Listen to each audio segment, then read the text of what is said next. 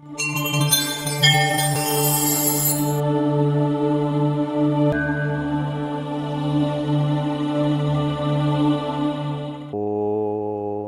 అస్మద్గురుభ్యో నమః. వేదమంత్ర ప్రేక్షకులందరికీ స్వాగతం. చాలా కాలం తర్వాత మిమ్మల్ని అందరినీ కలవడం చాలా ఆనందంగా ఉన్నది. మొదలుగా మీ అందరికీ శ్రీ పరాభవనామ సంవత్సర ఉగాది శుభాకాంక్షలతో ఈ సంవత్సరం ఆ ఈశ్వరుని అనుగ్రహం వల్ల మీకు, మీ కుటుంబ సభ్యులకు సమస్త సుఖ సంపదలు, ఐశ్వర్యాలు, ఆయురారోగ్యాలు కలగాలని మనసారా ప్రార్థిస్తూ ఈ శ్రీ పరాభవనామ సంవత్సరంలో ఈ ద్వాదశ రాశుల వారికి, మేషరాశి నుంచి మీనరాశి వరకు ఉన్నటువంటి ఈ ద్వాదశ రాశుల వారికి ఈ సంవత్సరం మీ ఆదాయ వ్యయాలు, రాజ్యపూజ్య అవమానాలు ఎలా ఉండబోతున్నాయో ఈ ప్రజెంటేషన్ ద్వారా సంక్షిప్తంగా మీకు వివరించే ప్రయత్నం చేస్తాను. శ్రీ పరాభవనామ సంవత్సరంలో కుంభరాశి వారికి గోచరం ఎలా ఉందో చూద్దాం. ముందుగా ధనిష్ట నక్షత్రము 3, 4 పాదాలు, శతభిషం, పూర్వాభాద్ర నక్షత్రాలు మొదటి 3 పాదాలు జన్మించిన వారు కుంభరాశి కిందికి వస్తారు. ఈ సంవత్సరం మీకు ఏలినాటి శని చివరి ఫేజ్లో ఉన్నది. ఆయన మీనరాశిలో ఉన్నారు కాబట్టి ఇది ఎండ్ స్టేజ్ ఆఫ్ ఏలినాటి శని. లాస్ట్ ఇంకొక 2.5 ఇయర్స్లో మీకు ఏలినాటి శని పూర్తవుతుంది. కాబట్టి ఈ సంవత్సరం మీకు ఆదాయం 2 గాను మరియు వ్యయం 8 గాను ఉన్నది. రాజ్యపూజ్యము 4 మరియు అవమానము 2గా ఉన్నది. ఈ సంవత్సరం ముఖ్యంగా మీకు ఆర్థిక విషయాలలో చాలా ప్రణాళికలు అవసరమవుతాయి. ప్లానింగ్ అనేది ఇంపార్టెంట్. అది మీకు శని ద్వితీయంలో మీకు ధనస్థానంలో ఆయన సంచారం జరుగుతూ ఉన్నది కాబట్టి ఇక్కడ మీకు అనవసరమైనటువంటి ఖర్చులు మీకు వచ్చే అవకాశం ఉన్నది. కాబట్టి ఆ విషయంలో మీరు జాగ్రత్తలు తీసుకోండి. ఇక ఈ సంవత్సరంలో మీకు రాహు కుంభం నుంచి, అంటే మీ రాశి నుంచి ఆయన మీకు 12వ స్థానానికి మారుతూ ఉన్నారు. మరియు కేతువు మీకు సప్తమం నుంచి 6వ భావానికి మారుతున్నారు. వారి యొక్క సంచారం మీకు యోగిస్తుంది. దీనివల్ల మీకు దూర ప్రాంత ప్రయాణాలు, విదేశీ ప్రయాణాలకి మీకు అవకాశం వచ్చే ఇవి కనిపిస్తూ ఉన్నాయి. కాబట్టి విదేశీ ప్రయాణాలు కానీ, దూర ప్రాంత ప్రయాణాలు కానీ, ఆన్లైన్ బిజినెస్ లావాదేవీలు, వేరే ప్లేసెస్లో ఉన్న వాళ్ళతో చేసే లావాదేవీలు, ఇలాంటివన్నీ కూడా ఈ సంవత్సరం మీకు బాగా కలిసి వచ్చే అవకాశం ఉన్నది.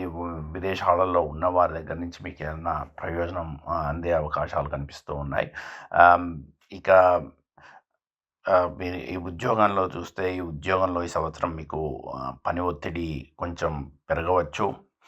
కొన్ని సందర్భాల్లో మీరు పెట్టే కృషికి మీకు వెంటనే ఫలితం కూడా కనిపించకపోవచ్చు. ఇతరులని ఇంప్రెస్ చేయడం కొద్దిగా కష్టం అవ్వచ్చు. అయితే నిరుత్సాహపడకుండా ఓపికతో పనిచేస్తే సంవత్సరం మధ్య లేక చివరిలో మీకు జరిగే మార్పులు మీకు అనుకూలంగా ఉంటాయి. కొత్త బాధ్యతలు లేదా కొత్త ఉద్యోగ అవకాశాలకు కూడా మీకు అవకాశాలు కనిపిస్తూ ఉన్నాయి.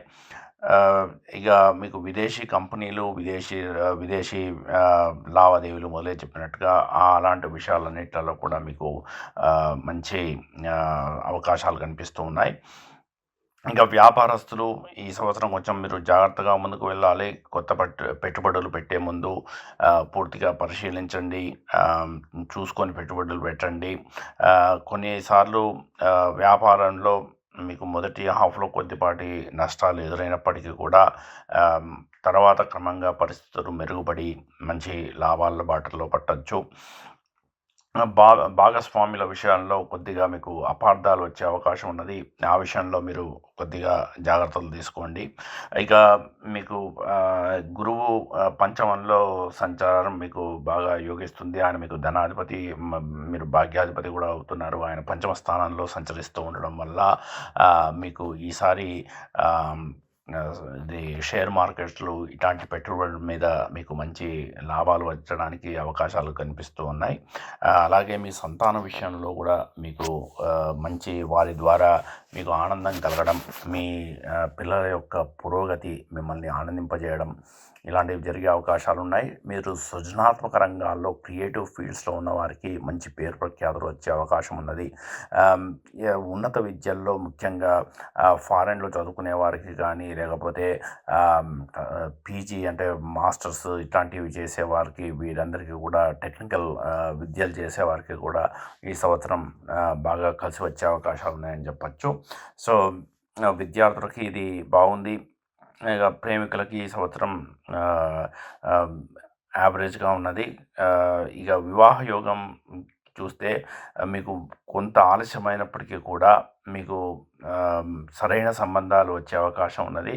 అది కొద్దిపాటి ఛాలెంజెస్తోనే ముందుకు కదిలే అవకాశం ఉన్నది. ఇమీడియట్గా అవ్వకపోవచ్చు, కాకపోతే మీకు వచ్చే సంబంధాలు మీకు చాలా మంచి సంబంధం వచ్చే అవకాశం ఉన్నది. అలాగే పిల్లలు లేని వారికి, సంతానం కోసం ప్రయత్నిస్తున్న వారికి ఈ సంవత్సరం సంతాన యోగం కూడా కనిపిస్తూ ఉన్నది. ఇక ఆస్తి సంబంధ విషయాలలో కూడా మీకు కొంత ఆలస్యం జరిగే అవకాశం ఉన్నది. మీ సొంత ఇంటి కళ నెరవేరడానికి కొద్దిపాటి ప్రయత్నం అనేది అవసరంగా పడవచ్చు. కొంచెం జాగ్రత్తలు కూడా వీటికి సంబంధించిన విషయాల్లో జాగ్రత్తలు కూడా కొంచెం ఆలోచించి తీసుకోండి. తొందరపడి దీంట్లో ముందుకు వెళ్ళకండి. అంత మీకు అనుకూలంగా కనిపించడం లేదు. వాహనం కొనుగోలు చేయాలనుకుంటే కొత్త వాహనానికి మీకు ఈ సంవత్సరం చివరి నుంచి మీకు వాటికి సంబంధించి మీకు వాహన యోగాలు కనిపిస్తూ ఉన్నాయి. ఈ సంవత్సరం మీకు అదృష్టం అనేది యావరేజ్గా ఉందని చెప్పచ్చు. కొన్ని విషయాల్లో మీకు మీకు అనుకున్నది మీకు జరగడానికి మీరు కావలసినటువంటి ఫలితాలు సాధించుకోవడానికి కూడా మీకు కొంత ఆలస్యం జరగడాలు, కొంచెం డిలే ఉండడము ఇలాంటివి కూడా ఈ సంవత్సరం జరిగే అవకాశం ఉన్నది. సో మొత్తం మీద ఈ సంవత్సరం సామాన్యంగా ప్రారంభమైనప్పటికీ కూడా కాలం గడుస్తూ ఉన్న కొద్దీ మీకు అనుకూలంగా మారే అవకాశాలు ఉన్నాయి. సో ఈ సంవత్సరం మీరు ఆధ్యాత్మిక కార్యక్రమాలలో పాల్గొనడం, మీరు దాన ధర్మాలు చేయడం, దేవాలయ సందర్శన ఇలాంటివన్నీ కూడా మీకు మంచి శుభ ఫలితాలను ఇస్తాయి. మీకు వచ్చే కష్ట నష్టాలని తగ్గించడానికి ఇవి ఉపయోగపడతాయి. ఆ ఈశ్వరుని అనుగ్రహం వల్ల ఈ సంవత్సరం మీకు చక్కటి ఆయురారోగ్యాలు కలిగి మీకు ధనధాన్యాలు సమృద్ధి చెంది మీ పిల్లలు పాపలతోని మీ జీవితం ఉల్లాసంగా ఆనందంగా గడవాలని చెప్పేసి ఆ ఈశ్వరుని ప్రార్థిస్తూ ఆశిస్తూ ఇక్కడితో ముగిస్తున్నాను.